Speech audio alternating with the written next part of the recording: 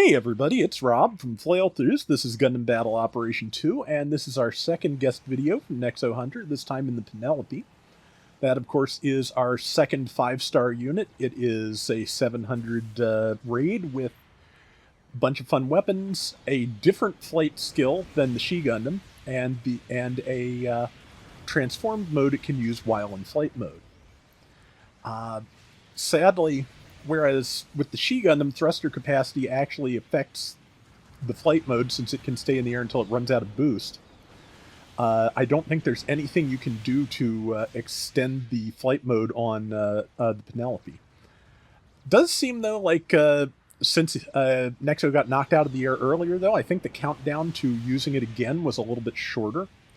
It's going to be another 5 seconds or so when, by the time I'm done dithering, it'll be ready until he can activate it again. But I landed a lot of good shots on that She.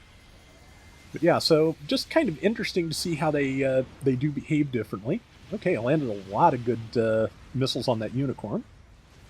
Yeah, it's looking pretty good. I've seen people saying that they don't. That they really don't want to use supports in 700 right now with a general and a raid with these abilities, but to be honest, at least with the Gundam, I was able to keep them out of the sky with the Banshee's heavy stagger weapon pretty well. The one advantage Penelope has compared to the is that while it has limited time in flight mode, it does have greater resistance against heavy stagger, so... And, of course, it also has fancy maneuver armor that also resists heavy stagger if you get hit while it's boosting. But it does make it more vulnerable to build stun, so that is once you've taken a heavy stagger. Let's see, missiles out. Looks like most of them managed to get around the colony drop site walls, so that's good. And, let's see, got it. Nice. I was not expecting that to hit, but... good spacing there. I've been having a lot of trouble in Bloodborne, actually, just with my spacing. I'm just a little bit too far away most of the time when I attack, which means I get, punched in the face by horrible things repeatedly. But so far, 33 to 48, which at 700, they're 2 kills behind. That's not much. So, and there's 5 minutes left to do something about it. So yeah. I think I mentioned, but I've tried to do this like 3 times now in case I didn't. Not only is the flight mode timed, but if you dodge roll, it does take time off of the meter to account for the thruster use. That said, you can resist some decent hits as you've seen, and downswings, however, are another matter. So. Yeah, looks like the person that knocked down Nexo got knocked down pretty immediately afterwards. So, yeah, I kind of, again, all the really weird Baroque designs for some mobile suits have just grown on me the more I see them in action. I feel like the Penelope is lagging in that a little bit, but just when I realized that it kind of looked like the dragon from Adventure for the Atari 2600 had swallowed a Gundam, I kind of dug that. So. I'm going to have to do that as a color scheme. But, okay, yeah. Nexo got a kill. They are now ahead again. And 5,000 to 4,800. Nice.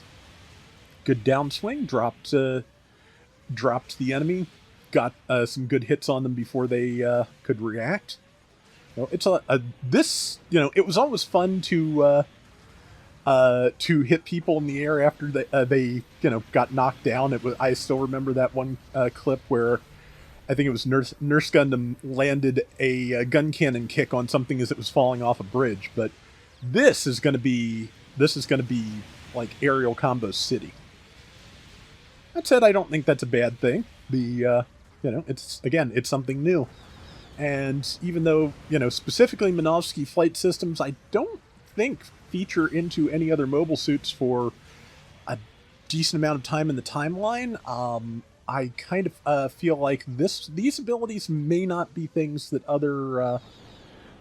trickle down to other suits the way that other things have. The way there are now things at lower costs that can do Psycho Frame and use funnels and the like. I don't know if that's going to happen this time or not.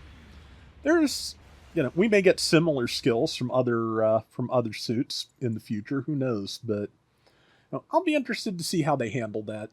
I kind of like the idea that the high cost skills do ultimately filter down, but if they could, I feel like also just they're less like packed into single suits than most, which helps a lot. Because yeah, I like the special abilities, but I also don't want the lower costs to get too frantic, because it's nice to have somewhere to go to just place a little bit more in a slower and more measured way when you want to.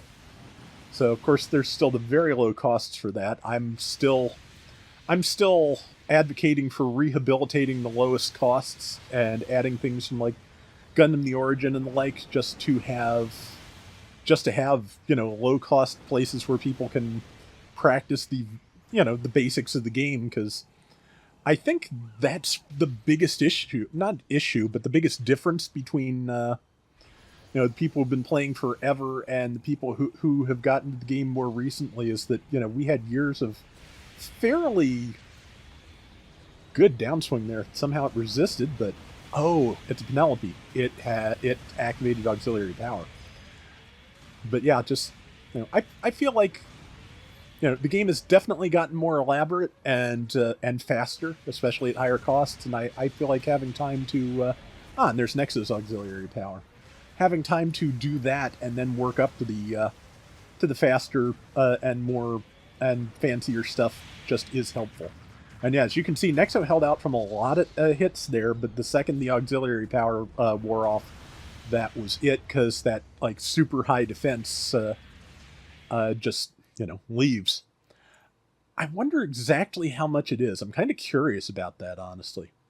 But okay, we are in the last minute. It is a close round, but yeah, Nexo's been doing pretty well, and this is yeah, like I said, I like the look of this thing. I couldn't get it.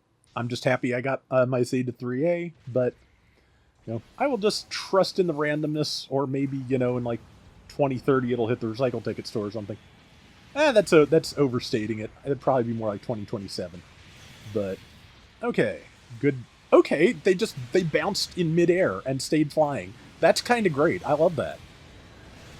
Because yeah, I like weapon bounces anyway, just as features go. But yeah, that was pretty great. Okay.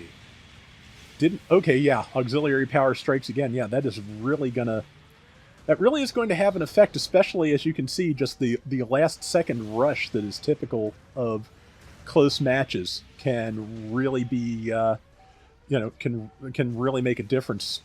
But Nexo pulled it off. He got the kill that I'm pretty sure is going to win him the game. Or did I miss something? I did not miss something. Nexo got it. And yeah, like I said, good round and top diversions. Yeah, that's not surprising for a large flying thing. Like, how do you not be on people's cameras in situations like that? And let's take a look. 3 and 3 and 71,000 damage. Not bad. That is going to do it for today's Gundam Battle Operation 2. We'll be back soon with more. Till next time, everybody take care and have fun. Later. But yeah, I've said it before. I'll say it again. I would love to see like a 100 or 200 cost Gundam the Origin block show up. Just like a whole bunch of like the early gun cannons and gun tanks and what have you, all just just kind of refurbishing, reinvigorating the lower costs and seeing them actually show up in quick match rotation again at some point. But I don't kind of expect it by now, because for one, just with all the suits they're throwing at us, the development team's got to be plenty busy enough as it is.